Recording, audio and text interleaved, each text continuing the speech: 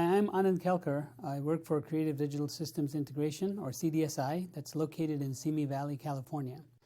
Today we'd like to run a test using the drone and a 30 megabit source that's located on the bottom of the drone. We are radiating it through this antenna. The drone will travel through a large azimuth and elevation angular extent and at various angular rates and distances while the transmitter is transmitting at the full data rate.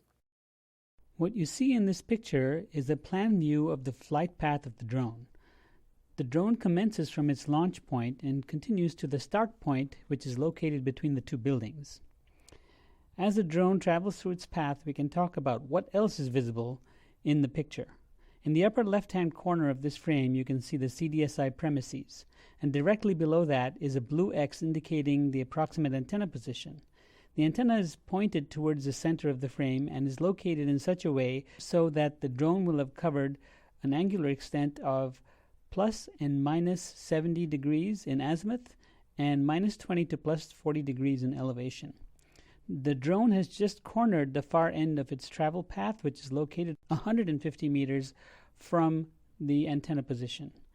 And as the drone travels through this final leg, it will have traveled the entire azimuth extent and would have also been traveling at approximately 60 degrees per second at an elevation of approximately 60 degrees from the ground, or at plus 40 degrees with respect to the antenna.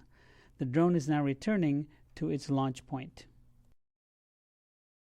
What we expect to show is that we can maintain a link as the drone goes through the different angles, and also we will try and induce a multipath condition where we hover the drone a certain distance above the ground. We will turn off the steering algorithms that we've developed to show what conventional pointing will provide, and then we will turn the algorithm back on to show how the multipath condition is eliminated and the signal is restored back to intelligibility. Okay, we are in our backyard conducting the test we had described earlier. First we move slowly in elevation and then in azimuth to get a sense that the angle estimation algorithms are working properly. Then we will head off to our start point, which is the point between the two buildings. Here we expect the angle of the drone to be at about minus 70 degrees with respect to the antenna. When we're in the vicinity of buildings, we expect lots of opportunities for multipath. However, when we're in the clear, we should have no problem acquiring the signal and maintaining an error-free link. Okay, we're approaching the far end of our trajectory at this point, and we see there are no errors, and this is corroborated by the very clean SOQPSK spectrum. We rounded the corner and we're headed back. This is our 150 meter point, and we head back down the arroyo at a pretty good clip to the extreme clockwise portion of our path, and this will be at about plus 70 degrees with respect to the antenna. Then we very quickly move across the antenna face over to the start point again, generating the high angular rate, high elevation track that we were describing earlier in the video.